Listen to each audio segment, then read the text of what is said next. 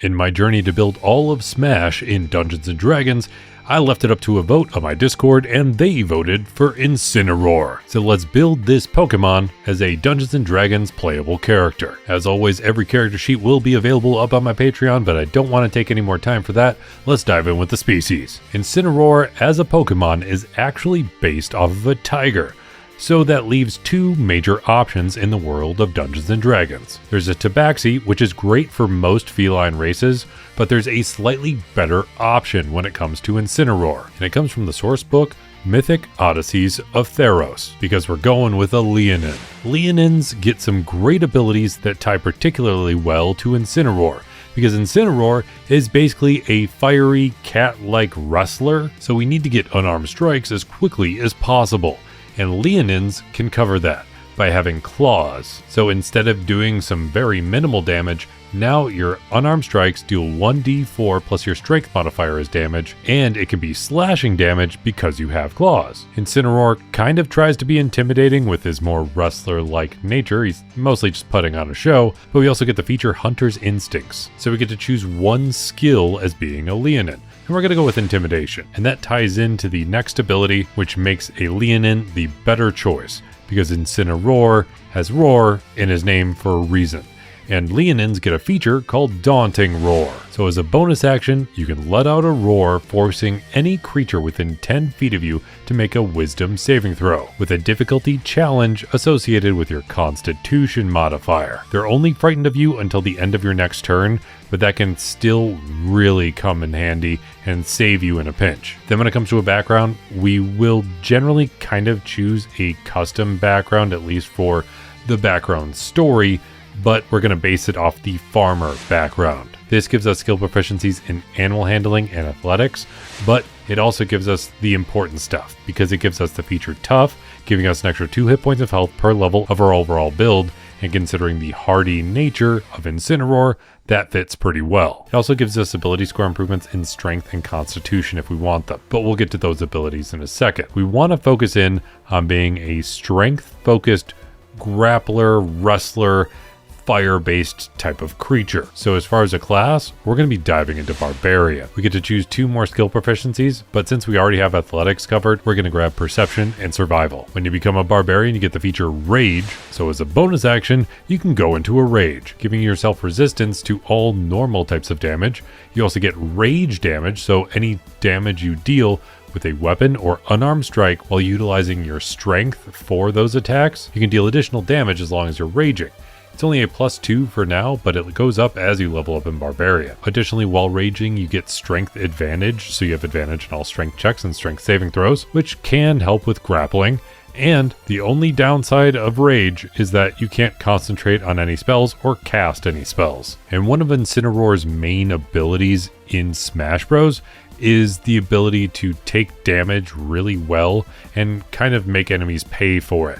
So this actually kind of ties into rage in general, because being attacked by an enemy keeps your rage going, allowing you to deal more damage and resist more damage being taken. Also at first level of Barbarian, you get unarmored defense. So your armor class equals 10 plus your dexterity modifier plus your constitution modifier. You can also wear medium armor or lighter, but we will focus mostly on unarmored defense for this build. The last thing you get at first level of Barbarian is a weapon mastery, but we're focusing on our claws, so we don't need that. It would be great to get a fighting style, so we could get unarmed fighting, but I don't want to do a multi-class just to be able to pick that up when Barbarian is so good for Incineroar. We'll have to rely on our rage damage to cover any loss of a slightly bigger damage die that we would get from unarmed fighting. Second level of Barbarian gives us Danger Sense, so you have advantage on dexterity saving throws to avoid taking damage, and at second level of Barbarian you get Reckless Attack, so you can have advantage on all of your attacks for the turn, but this will in turn give your enemies advantage against you. Then at third level of Barbarian, we get to choose a Barbarian subclass. And we need some fire stuff, so we're going to go with Path of the Storm Herald from Xanathar's Guide to Everything. This gives us the feature Storm Aura. So while you're raging, you can let out some sort of elemental aura. We're going to choose the Storm of the Desert. This makes it so your aura, which reaches out for 10 feet in every direction,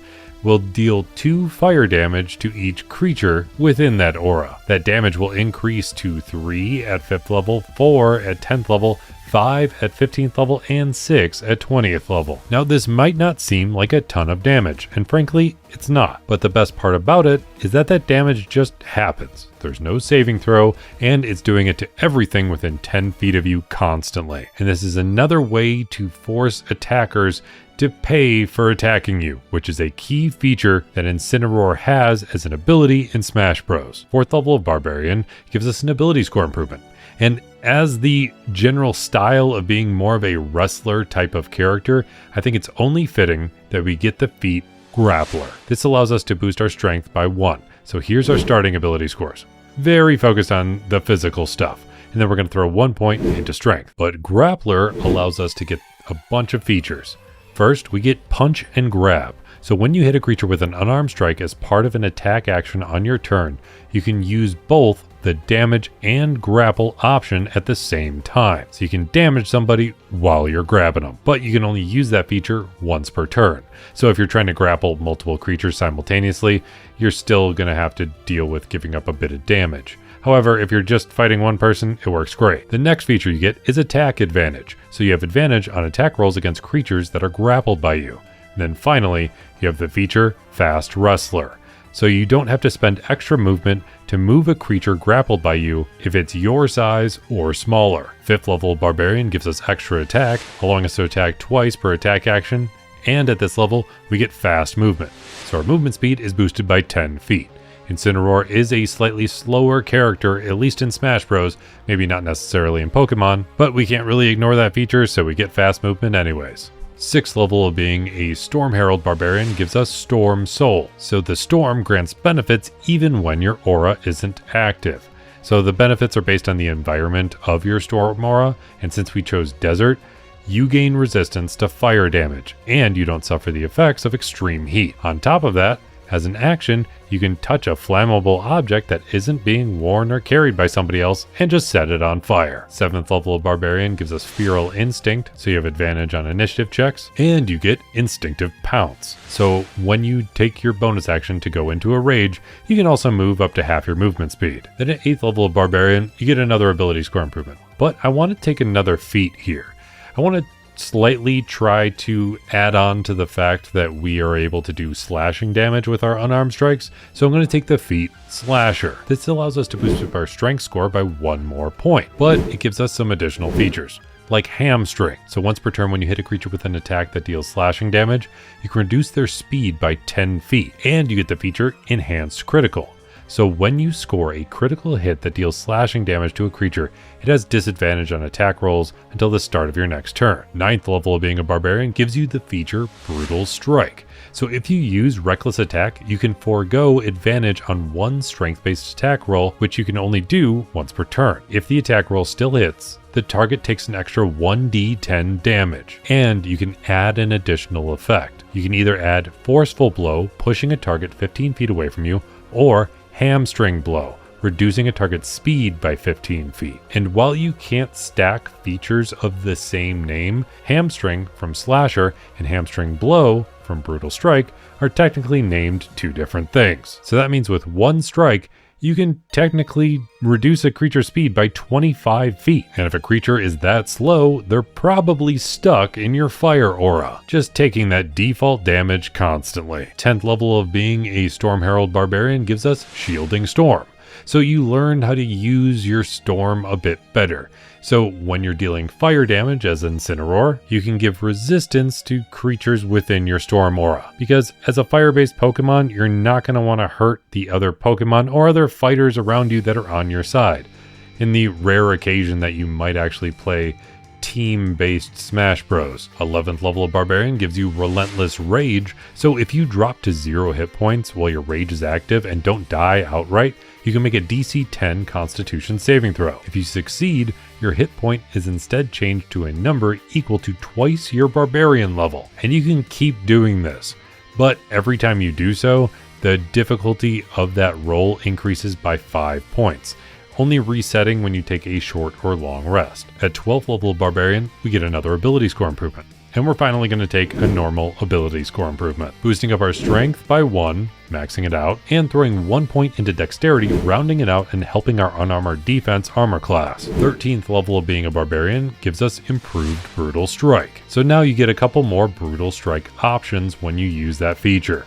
You can use Staggering Blow to force a target to have a disadvantage on its next saving throw it makes, and it can't make opportunity attacks until the start of your next turn. Or you can add in Sundering Blow. So before the start of your next turn, the next attack roll made by another creature against the target you hit gains a +5 bonus to the roll, really boosting up the overall accuracy against the enemy. 14th level of being a Storm Herald Barbarian gives us Raging Storm. So the power of the storm grows mightier. Immediately after a creature in your aura hits you with an attack, you can use your reaction to force that creature to make a dex save.